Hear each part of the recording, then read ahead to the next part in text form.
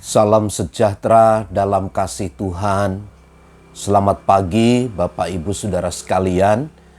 Mari kita berdoa.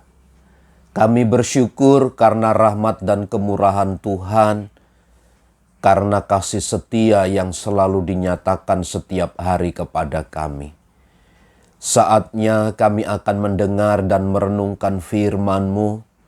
Urapi, berkati dan lawat kami Tuhan, sehingga kami memperoleh satu kekuatan di dalam Engkau untuk dapat melakukannya. Dalam nama Tuhan Yesus. Amin. Mazmur 145 ayat 14 dan ayat yang ke-15. Tuhan itu penolong, Tuhan itu penopang bagi semua orang yang jatuh, dan penegak bagi semua orang yang tertunduk. Mata sekalian orang menantikan Engkau, dan Engkau pun memberi mereka makanan pada waktunya. Dalam proses hidup yang kita lalui bersama dengan Tuhan, ada kalanya kita mengalami kesulitan yang menghantar kita kepada sebuah kegagalan. Dari kegagalan yang kita alami, acap kali kita betul-betul mengalami keterpurukan, mengalami kehilangan, bahkan mungkin sampai kita tidak berdaya, bahkan mungkin sampai kita tidak mampu berdiri lagi. Untuk bangkit sepertinya tenaga ini sudah tidak ada. Nah, dalam keadaan-keadaan yang seperti inilah orang-orang yang berpengharapan kepada Tuhan harus melihat bagaimana pemazmur menilai, bagaimana pemazmur memandang kehidupan dalam seperti ini di hadapan Allah.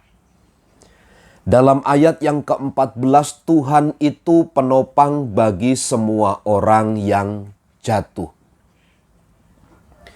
Bagi pemazmur, tidak ada satu alasan untuk dia kerjakan selain dia menyadari bahwa Tuhanlah yang menjadi penopang bagi semua orang yang jatuh.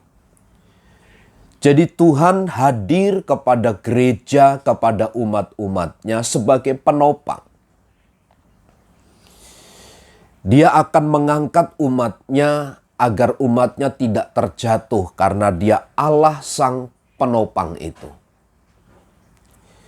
Dan penegak bagi semua orang yang tertunduk. Tuhan itu mengangkat harkat, mengangkat kehidupan orang-orang yang bersandar kepadanya. Jadi tidak ada satu kekuatan di dalam diri kita yang bisa menegakkan hidup kita ketika kita sedang ada dalam keadaan tertunduk. Semata-mata kekuatan itu hanya datang dari Tuhan.